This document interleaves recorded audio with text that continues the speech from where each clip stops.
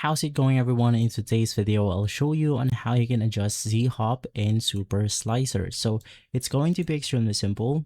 Basically, the first thing that you want to do is to head over to your project, and from here you then want to click on the printer settings above your screen right here. Once inside, you have the general, custom G-codes, and many more, but you just want to navigate through the extruder one. And here you have name and size and different categories. So you just want to look for the traction. And in here you have the lift Z, which is going to be the Z-hop in Superslicer. So if you set this to a positive value, Z is quickly raised every time a retraction is triggered. So in here you could adjust it depending on your preference. So let's say we want to increase it to 2 millimeters. From there you should be good to go. You could save this preset if you want to. And so guys, if this video has been helpful, leave a like, subscribe, and follow us for more videos like this. Thanks for watching.